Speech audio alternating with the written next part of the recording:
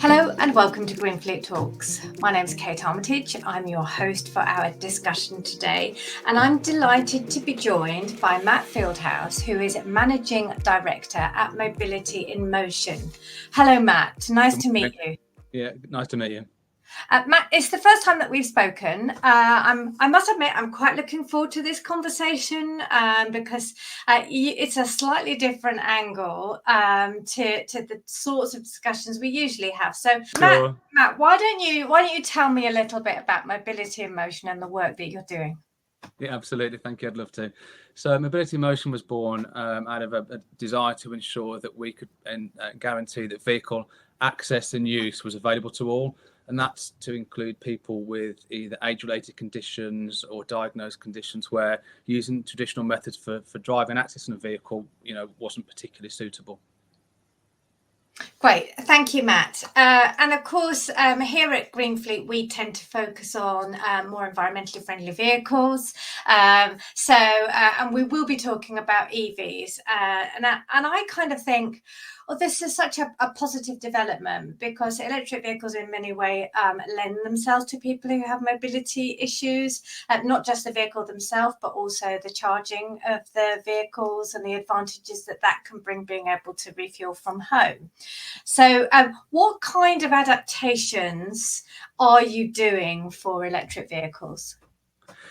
Well, we tend to focus on three particular areas. So storage of equipment, accessing and getting seats in the vehicle, and also driving the vehicle. And those sorts of adaptations depend on whether you want to be the driver or a passenger in that vehicle and the types of conditions and that you need support on when storage equipment. So the adaptations that we can provide, to give you an example, we can offer hoists that will lift chairs and scooters and power seats into a boot.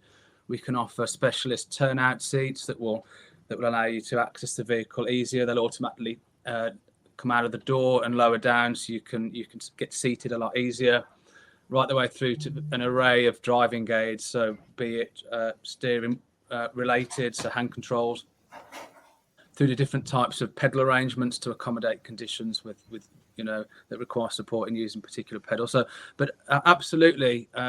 EVs are a great vehicle for adaptation. Not only are we reliant on automatic vehicles to be able to use and configure some adaptations, which obviously EVs are all automatic, but when you look at the complete support for a customer or a team member that requires that has difficulty in using a vehicle, charging is no different. And so being able to configure a vehicle so it's easy to use and be able to charge it at home really does support a customer, driver, team member with difficulty, who has difficulty using traditional vehicles.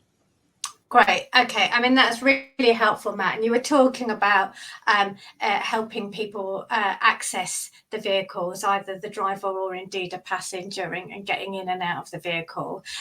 I've seen that. I've seen it at a public charge point.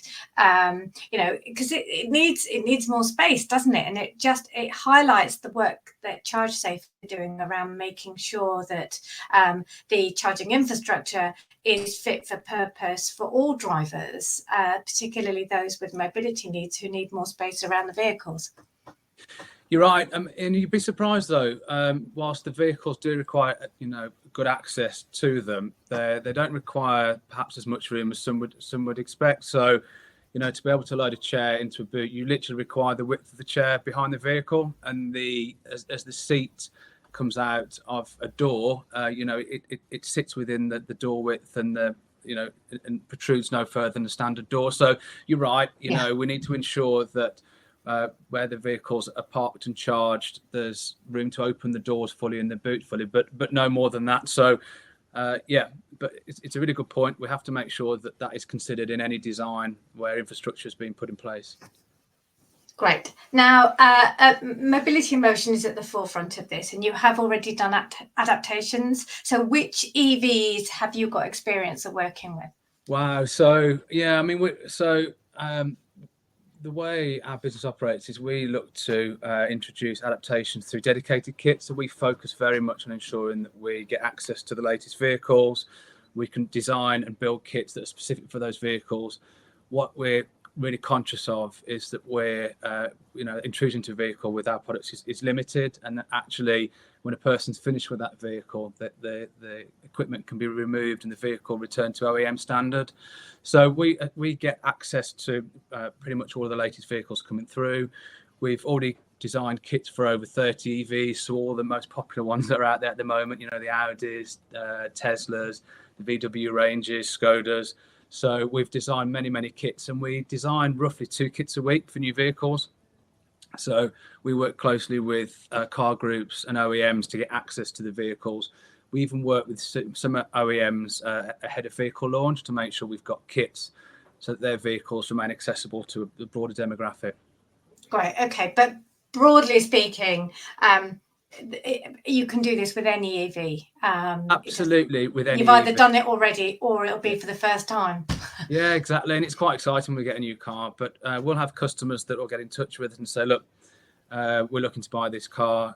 Can we get it fitted? And we'll either do a custom conversion, or if it's a vehicle that we think is going to be popular, we'll design a dedicated kit. And that kit will be available for all future customers for that particular type of vehicle. So as a business, we've got over 650 different kits across across EV and traditional fuel vehicles. So although this is considered a new vehicle type, we've been doing this for an awful long time, and we're just building up the number of kits for EVs as and when the vehicles are launched. Well, I mean, there's been a lot of electric vehicles coming to market in the last few years, so it must have been a busy time for you. It does, and we've got a great team. So we've got a team that program in the kit designs. They run about 8 weeks ahead of plan, so we know which vehicles are coming in and when, and we just make sure we've got the teams ready to design the kits. So we can take a vehicle in, we can get a kit designed, we can get it put through manufacturer test and release within 2 weeks. So yeah, although it's a busy time, we've got a great team that manage this process really well. Brilliant. So Matt, if I'm a fleet manager and I have an employee who has mobility needs, how can I find out more, and what's the best way to kind of engage with you? Well, I would say the easiest way is to actually get in touch, but I mean that in the sense that we're the only organisation in the UK that has the national infrastructure and support infrastructure to support any customer, fleet manager or team member anywhere in the UK. So we operate from a central location in Derby. We've got an inquiry team that will speak to a team member or an employee and understand their earliest needs. We've got the ability to do live demonstrations. We've got a live studio where we can do educationals around the vehicles and the types of equipment. We've got field teams around the UK that will bring a vehicle out so people can experience the adaptations, and we can check, and ensure that the products we're proposing address the particular needs. We've also got a national installation footprint, so we can install the products into any vehicle anywhere in the UK and ensure that they're handed over and the employee or team members properly trained on how to use it and has continued support. We've got dedicated technical teams where fleet managers and vehicle users can get in touch if they've got any questions, and a customer services team that deals with sort of queries. Particularly when people have adaptations, they sometimes forget how to use some of the features, so they can get in touch. We've got a lovely customer services team here that are well versed in dealing with those sorts of queries and making sure that the fleet manager and the people using the vehicle have got all the right support. That's great. And I'm noticing it's an obvious thing to say, but having that national coverage is important for some of the larger fleets who really are looking for a one-stop solution for mobility needs. Absolutely, and I think we're unique in that space. We're the only business in the UK to have that footprint across the UK, and it's peace of mind, isn't it? I think when a fleet manager makes a decision to go with a particular product or package to support one of their team, they want to know that they've got it right and they've got a business behind them that can kind of support them and the use of the vehicle. So yeah, I think that's really important.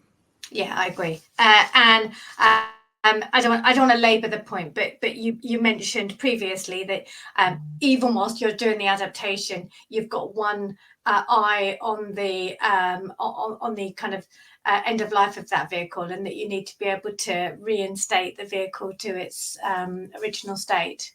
Absolutely. So we work with a number of large fleets across the UK where the residual value is critical in the life cycle analysis for vehicles. So everything that we do, we ensure that it's all done through dedicated kits and is limits the intrusion into the vehicle. There's also a big part that is around safety. So by using dedicated kits, we know that they're all tested and safe for that particular vehicle. So rather than having to have them designed every time or configured every time for a vehicle where it may not be done consistently through the kits, not only is obviously does it protect the vehicle, but it protects the occupants and ensures that they're safe at any given time. It's crucial, absolutely critical. Matt, what can we expect to see from Mobility in Motion in the coming months? Well, we're always developing products, and I think the EV market's moving super quick, and we need to accommodate that. There's a couple of key things we're focusing on, which we'll be launching into Q1 next year. So the first thing is a battery pack to power all of the products. So as the EV vehicles develop, it's becoming harder and harder to access and use the batteries within the vehicles. And a lot of the vehicles identify parasitic drains. Of course, our products potentially have that, although very minute in use. And so we have to make sure that the vehicles aren't responding to those sorts of drains and either disabling themselves or flagging service requirements. So battery packs are going to be excellent for use on EVs. We're also looking at products which would be good for fleet managers. So products that are hinge mounts and temporary, so that if a user of vehicle adaptations vehicle is off the road, they can use a standard vehicle with some interim adaptations so they can continue to go about their daily business. So these are the sorts of products we're focusing on. So we're looking at easier ways to interface with the vehicles and different ways to make sure products can be interchangeable within vehicles quickly. Brilliant. Matt, very interesting what you were saying about the need for an auxiliary battery and that whole challenge with parasitic load, because it's really rather frustrating if you've got a vehicle with a 70 kilowatt hour battery and you can't tap into it. But that's one for the OE. That's homework for the OEMs to take away, I think. It is, and we work close with the OEMs, but we recognise that we need to be able to work at pace. Our customers need to be able to use the vehicles, and what we can't be hindered by is changes in the directives within the OEMs. We need to make sure we can continue to support customers and allow them access to the vehicles with the adaptations that they need. So yeah, whilst we do work with the OEMs, we make sure that we can work autonomously to support customers and interfacing with vehicles. Of course, absolutely. Well, Matt, it's a super interesting topic and certainly very relevant and very pertinent, I know, for a lot of people who are really trying to come to terms with people with mobility needs and what this means for the EV industry. So I'd like to thank you very much for your insight today. No, thank you very much for your time. Thank you. I'd like to say thank you very much to Mobility in Motion for joining GreenFleet Talks. And of course, thank you for watching. Please tune in to GF365 again soon.